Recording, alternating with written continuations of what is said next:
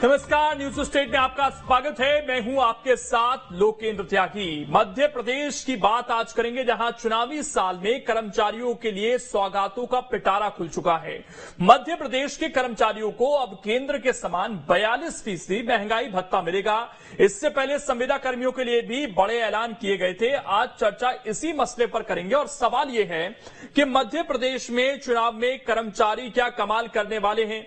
मध्य प्रदेश में कर्मचारी वर्ग सियासी तौर पर कितने अहम माने जाएं। सवाल यह भी कि चुनावी साल में कर्मचारियों को अपने पाले में लाने की क्या ये कवायद हो रही है, और सवाल ये कि मध्य प्रदेश विधानसभा चुनाव में कर्मचारी वर्ग क्या किंग मेकर साबित हो सकता है। इन तमाम सवालों पर आज करेंगे चर्चा। कुछ खास मेहमान भी जुड़ेंगे, लेकिन उससे पहले आज की रिपोर्ट आपको दिखाते हैं।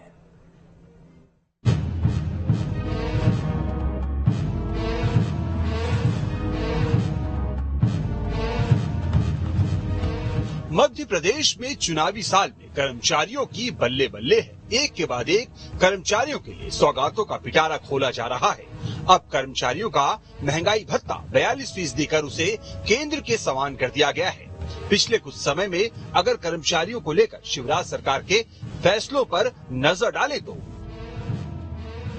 कर्मचारियों को केंद्र के समान 42% महंगाई भत्ता मिलेगा। संविदा कर्मियों को नियमित कर्मचारियों की तरह वेतन सुविधाएं, संविदा कर्मियों को नियमित नियुक्ति में 50% आरक्षण, 2.5 लाख महिला कर्मचारियों को 7 दिन का अतिरिक्त अवकाश, तृतीय चतुर्थ श्रेणी के कर्मचारियों का प्रोबेशन पीरियड 2 साल कम किया गया। ज्वाइनिंग के साथ ही कर्मचारी को मिलेगी 100% सैलरी।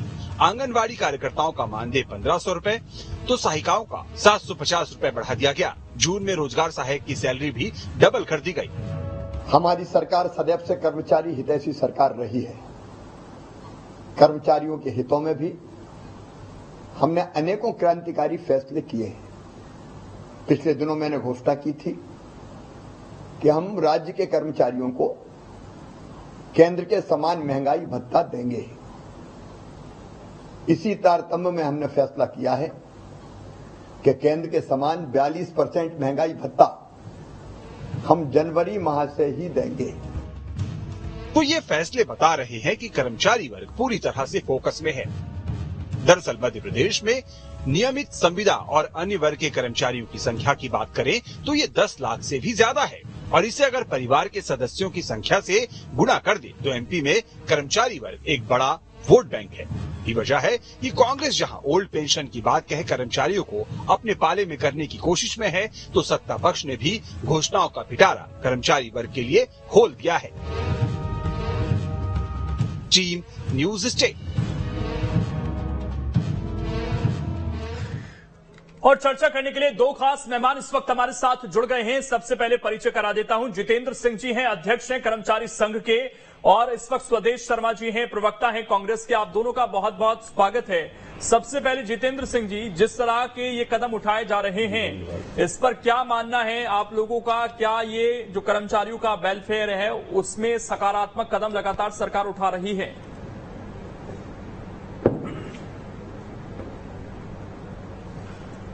देखिए, ये जो 4% महंगाई भत्ता दिया है, हमें जनवरी से मिलना था, देर आए दुरुस्त आए। 4% महंगाई भत्ता चूंकि स्टैंडिंग ऑर्डर है, सरकार ने दिया है, मैं इसका स्वागत करता हूं।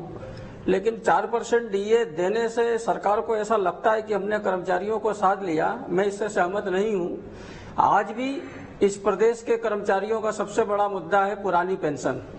इस प्रदेश के कर्मचारियों का सबसे बड़ा मुद्दा है जो पिछले 7 सालों से इस प्रदेश के जो कर्मचारियों की पदोन्नति हाईकोर्ट के नाम पर रोकी गई है। मुद्दा वो है प्रदेश के जो हमारे पंचायत सचिव हैं, पंचायत सचिवों को 7वां वेतनमान, आज ग्रामीण क्षेत्र में काम करने वाला जो आपका तबका है, जो सरकार की बहुत सारी योजनाओं को, करीब 40 योजनाओं का ग्रामीण क्षेत्र में क्रियान्वयन करता है पंचायत सचिव, उसको 7वां वेतनमान नहीं है। हमारे जो लिपिक वर्गीय साथी हैं, लिपिक वर्ग साथियों का जो तहसील में, छोटे ब्लॉकों में, छोटे कार्यालयों में जो काम करते हैं, आज उस लिपिक वर्ग पिछले 30 साल से अपने वेतन विसंगति को सुधारने की मांग करता आ रहा है। उसका एक मुद्दा है जो सरकार के लिए गले का हड्डी बना हुआ है। मैं एक चीज और कहना चाहता हूं कि धारा 49 के नाम पर इस प्रदेश के करीब 3.5 लाख जो हमारे पेंशनर हैं, उन पेंशनरों को कभी भी नियत तिथि से उनका जो महंगाई भत्ता मिलना चाहिए था नहीं मिला। SRS की जो रिपोर्ट है वो ये कहती है कि हिंदुस्तान की जो औसत आयु है वो करीब 69.7% है। आज मध्य प्रदेश और छत्तीसगढ़ का बंटवारा हुए लगभग नवंबर 2023 में 23 साल हो जाएंगे। तो जो कर्मचारी वर्ष 1999-2000 में रिटायर हुआ होगा, आज उसकी क्या स्थिति होगी। आज करीब 83 साल की औसत आयु के बाद भी सरकार धारा 49 को समाप्त नहीं कर रही है।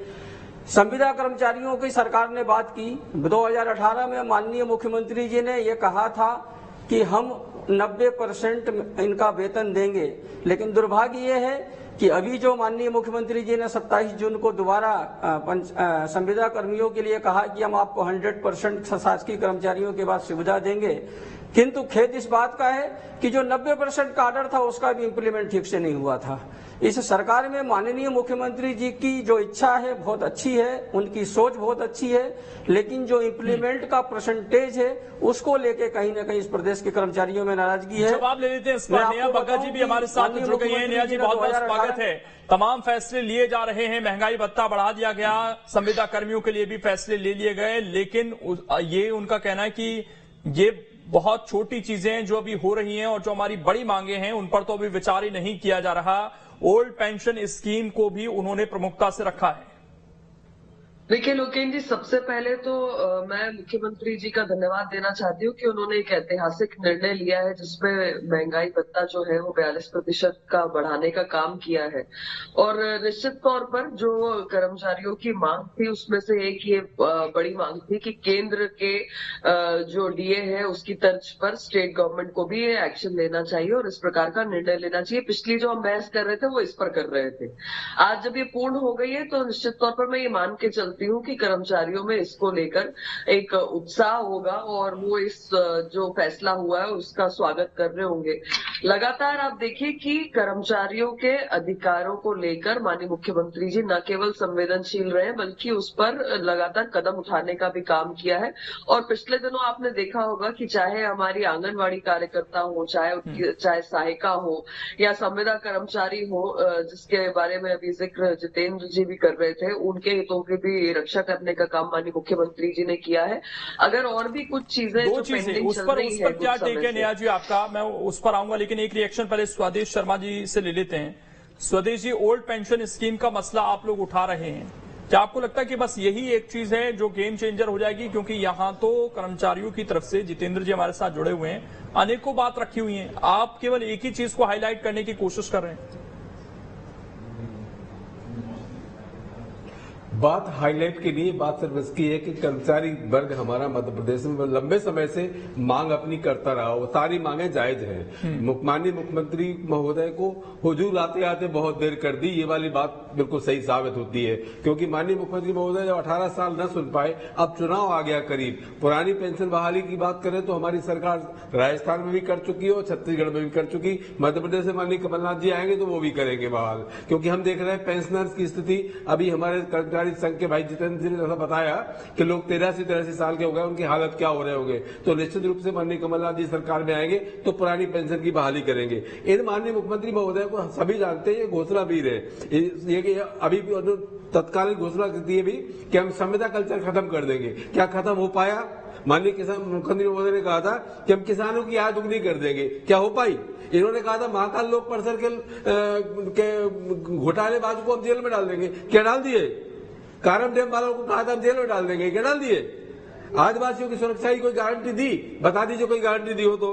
पुरानी पेंशन लागू की तो बात इनके दिमाग में है ही नहीं, इनको किसी से कोई मतलब ही नहीं है। करंट की बात कर रहे हैं, वो कर्जे में लेते जा रहे हैं, मध्य प्रदेश की जनता को कर्ज के बोझ तरह दबाते जा रहे हैं, अपने इवेंट पर पैसा खर्च कर रहे हैं। परीक्षाओं की बात करें तो परीक्षा जो देते हैं, जो व्यावसायिक परीक्षाएं होती हैं, उन पर जो पैसा आता है, जो हमारे विद्यार्थी पैसा देते हैं, उस पैसा में लगभग 775 करोड़ रुपए की एफडी बन चुकी है। चाहे तो उस एफडी से हमारे जो बच्चे परीक्षाएं देते हैं, व्यावसायिक परीक्षाएं, उनकी परीक्षाएं निःशुल्क की जा सकती हैं। हमारी राजस्थान की सरकार निःशुल्क कर रही है, क्या आप भी निःशुल्क करेंगे? माननीय मुख्यमंत्री महोदय ने अपने घोषणा पत्र में कहा था कि हमारी सरकार अब आती है 18 में तो हम गैस पर अतिरिक्त सब्सिडी देंगे। कर्मचारियों की है सर, सारे मुद्दे आज उठा देंगे तो फिर महोदय डबल इंजन की फिर तो डिस्कशन बहुत लंबी चली जाएगी। बात कर्मचारियों की केवल बात इसकी है कि इनकी 22,000 लोकेंद्र जी 22,000 घोषणा इनकी है, तो कर्मचारी हमारा पढ़ा लिखा है, समझदार है, लंबे समय से अपनी मांगे करता आ रहा है। जितेंद्र जी, लेकिन दिखाई दे रहा है कि माननीय प्रमोशन का मामला सरकार ये कहती है कि चलिए वो हाईकोर्ट में है, उसको आपकी नजर में कैसे सुलझाया जा सकता है? मैं आ रहा हूं 1 मिनट स्वदेश जी आपके पास। आपको क्या लगता है कि उसमें क्या कदम उठाए जाने चाहिए जो नहीं उठाए जा रहे हैं? और दूसरा, जो न्यू पेंशन स्कीम है, सरकार उसके फायदे बताती है कि भाई उसमें थोड़ा रिस्क है लेकिन फायदा भी तो ज्यादा मिल सकता है, तो उसको लेकर कर्मचारी क्यों नहीं आगे बढ़ पा रहे हैं? देखिए, प्रमोशन की बात की आपने।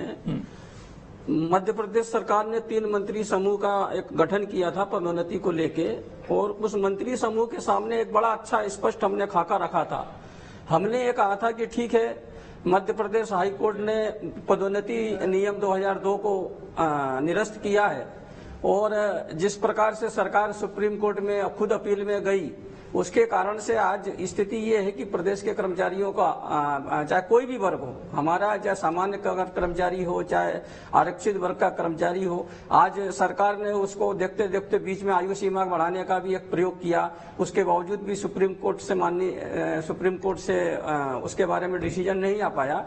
हमने सरकार से बड़ा एक अच्छा सुझाव दिया था। हमने ये कहा था कि बिहार राज्य ने वहां के कर्मचारियों को पदोन्नति का अवसर दिया है, और बिहार राज्य ने ये कहा है कि ये जो पदोन्नति है वो माननीय सर्वोच्च न्यायालय में दायर फलाने याचिका के अधीन रहेगी। जैसा माननीय सर्वोच्च न्यायालय का निर्णय होगा वो कर्मचारियों पर लागू होगा।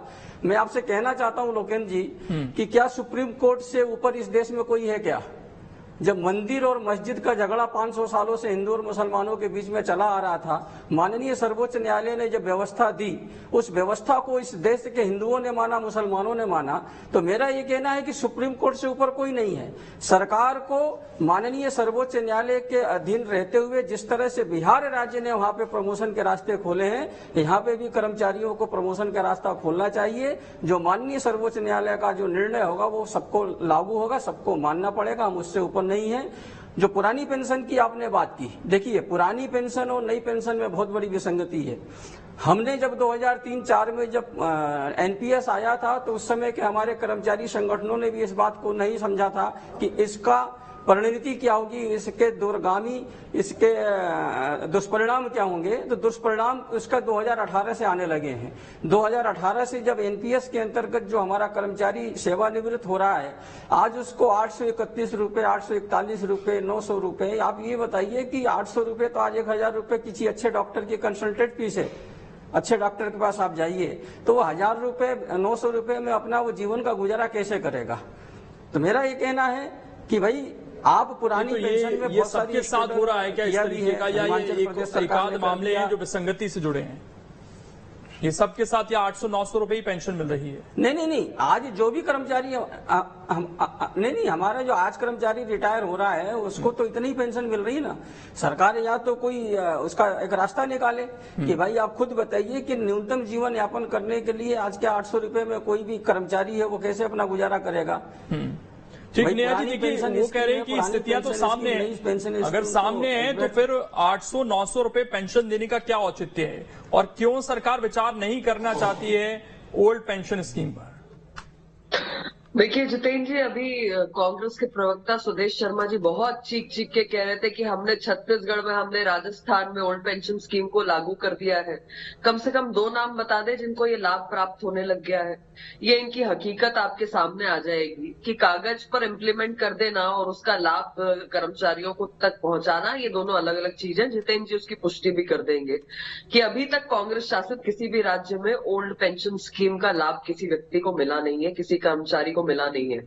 नंबर दूसरी बात है कि हिमाचल तो उसका बहुत बड़ा उदाहरण है। आज ओवरड्राफ्ट में चल रहा है, अधिकारी कर्मचारियों की तनख्वाह नहीं दे पा रही है कांग्रेस शासित सरकार वहां पर।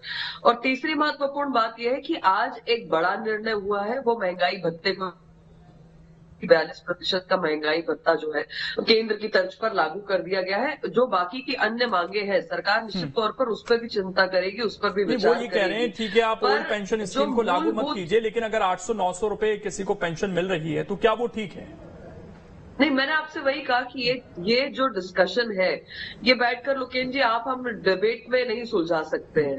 मुझे लगता है कि इसको गंभीरता से सरकार भी लेती है और माननीय मुख्यमंत्री जी बहुत गंभीर भी है, संवेदनशील भी है, इसीलिए एक एक कर जो मांगे हैं सबकी उसको न केवल पूर्ण कर रहे हैं बल्कि उसमें अपनी संवेदनाओं के साथ में ये बड़ा नेहा जी ने जिस तरफ इशारा किया कि भाई बजट सिस्टम को हटाकर शिक्षक घोषणा कर देना विपक्ष में रहते हुए आसान है, लेकिन उसके लिए बजट लाना वो उतना आसान नहीं है। और ये मध्य प्रदेश में भी हमने 15 महीने में देखा, किसान कर्ज माफी को लेकर सवाल उठते हैं। आपको 15 महीने लग गए थे, फिर भी सारे किसानों तक आप पहुंच नहीं पाए थे क्योंकि फंड एक बड़ा मसला हो जाता है। घोषणा करना और फिर उसके लिए फंड जुगाड़ करना ये उतना आसान भी नहीं है सर।